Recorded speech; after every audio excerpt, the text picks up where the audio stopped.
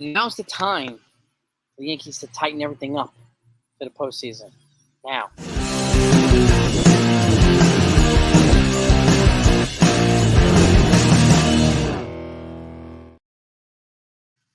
Hey gang, hope you're all doing well. So the Yankees are coming off a series win against the Texas Rangers, thankfully. They didn't make it easy, but they won the series. And now they've got some games against the Chicago White Sox and some other not-so-great teams. So that's going to happen the next week or so. But the fact of the matter is, right now, the Yankees are one of two teams with 70 wins. Them and the Orioles. The Dodgers don't have 70. The Phillies don't have 70. No other team has 70 except for the Yankees and the Orioles. Okay? Maybe the Phillies got it last night, but it doesn't really matter. Okay? Fact of the matter is, there was a lot of different feelings earlier this season, especially when the Yankees are going through their rut. But there isn't a team in baseball that's projected to get 100 wins this year. Not one. Okay? Not one. Maybe 95. I actually projected the Yankees to get 95 wins before the season started, so maybe that'll still happen. Okay, with under 50 games left, it's possible. It is possible. It's also possible for the Phillies and for the Orioles and a couple other teams. But those teams, just like the Dodgers too, they have gone through similar slumps that the Yankees have gone through. Okay, similar slumps. So it happens to the best teams in baseball. And the fact there's no super team this year. No matter what people say about the Dodgers based on how much money they spent, I've said this repeatedly, you can spend $1 gazillion. It doesn't guarantee anything. Okay? And just like the Yankees said, the biggest trades this offseason doesn't guarantee them anything either.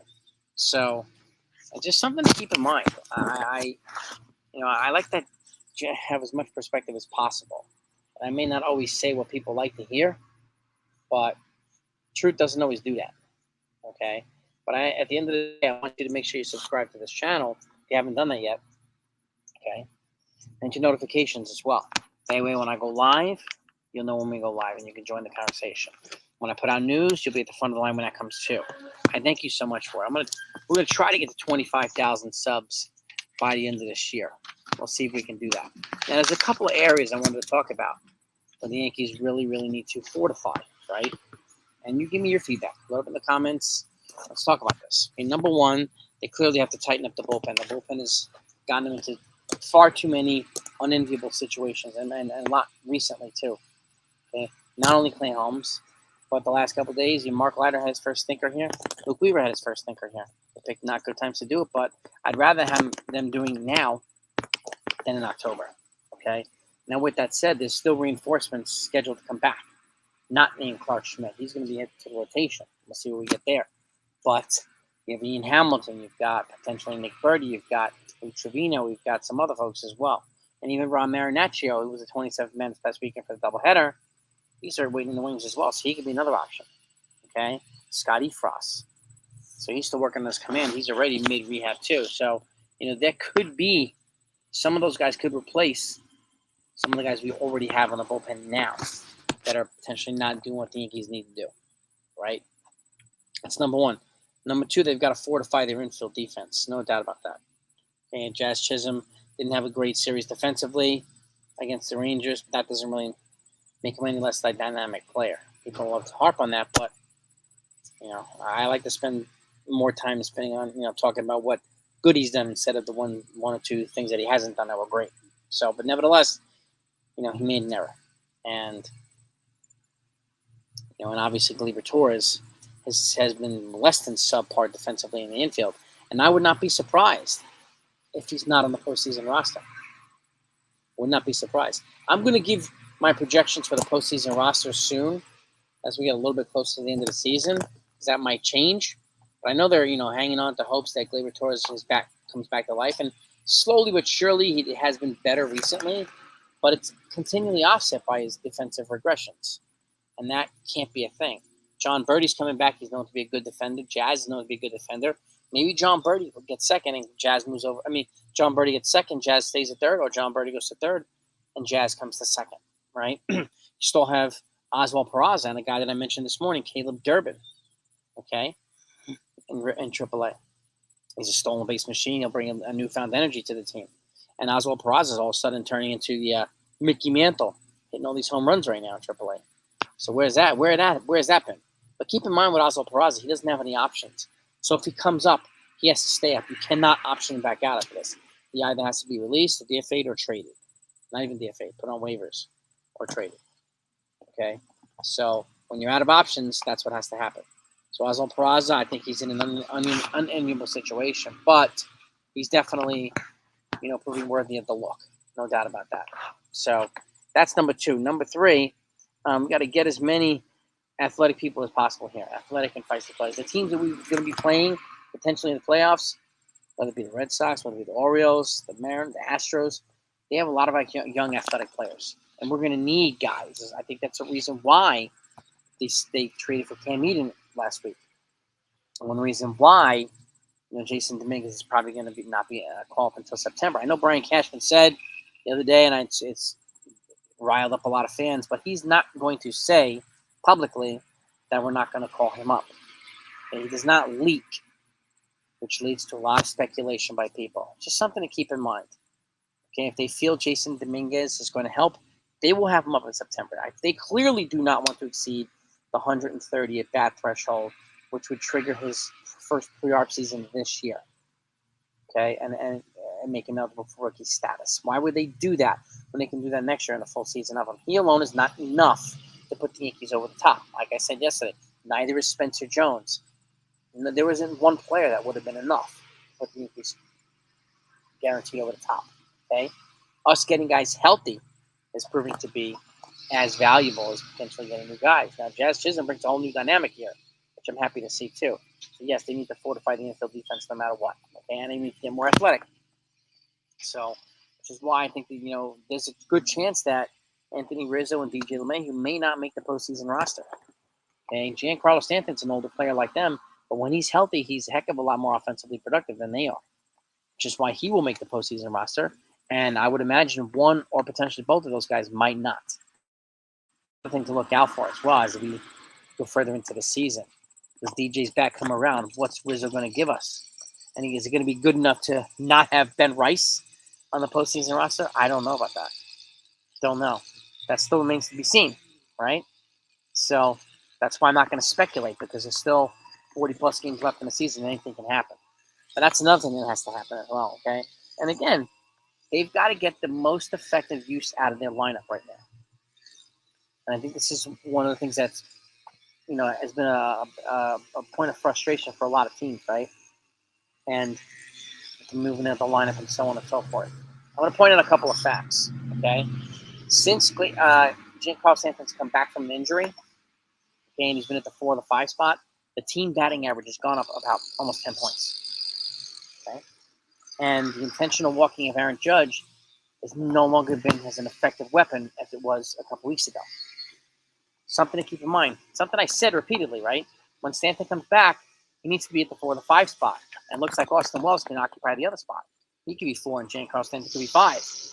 We have the guys here. And I hate to say it, but there is some truth to Aaron Boone's statement. It's all in front of us.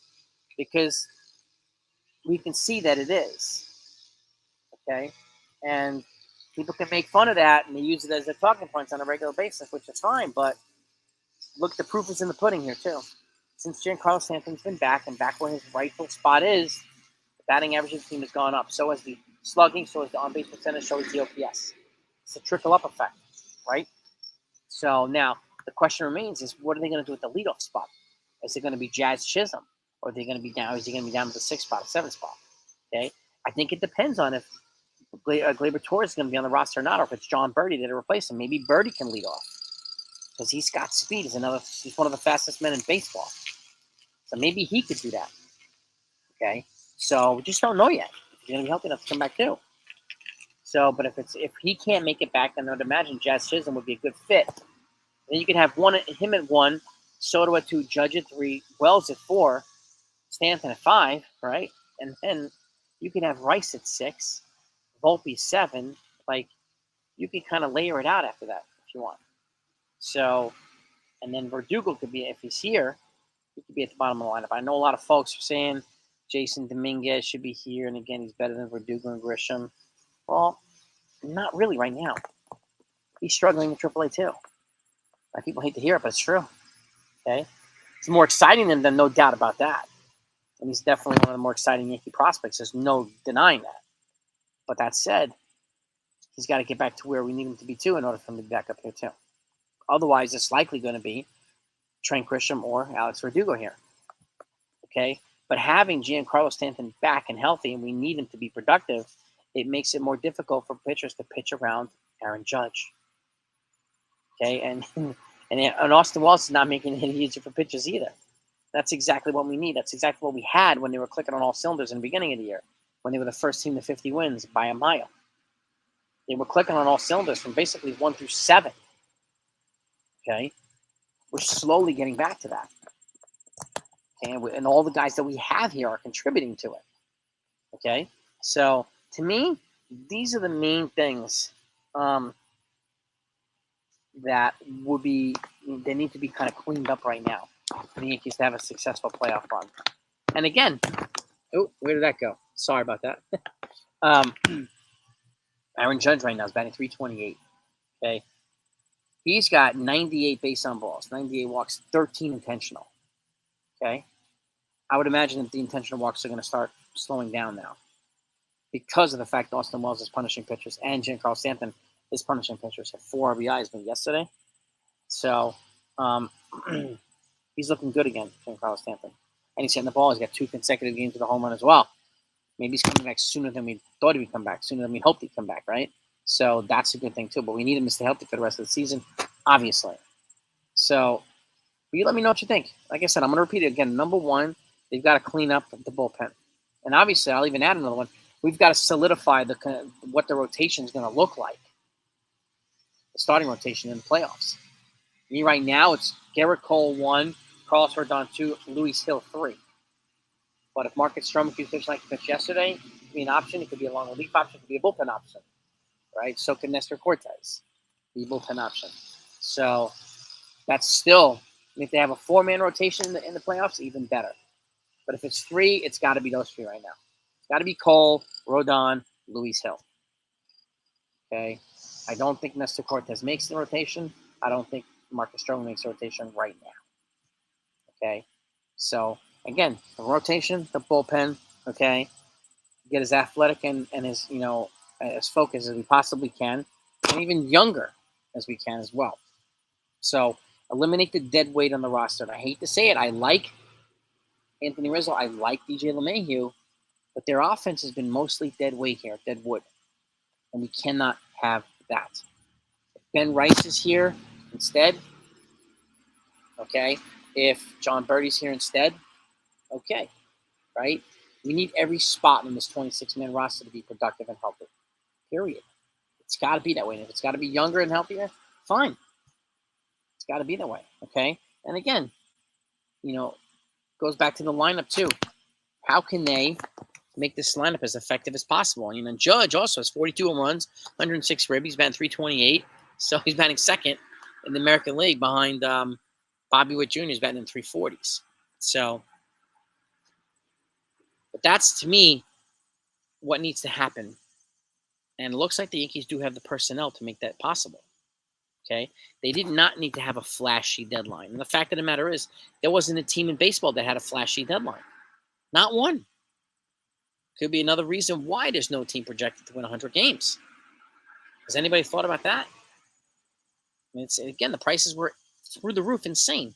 So I don't blame them for not wanting to give their whole farm for a player that may or may not make a difference. Okay? There was no prime Barry Bonds available. Right? There was no prime Randy Johnson available. Okay? Good pitchers, yes, but world beaters, no. So let me know what your thoughts are, gang. You can line it up. 1 through 4, 1 through 5, whatever you think the Yankees need to do, okay, to put themselves in a good position to have successful in the postseason. Okay? Let me know. Let's get into it for the Yankees.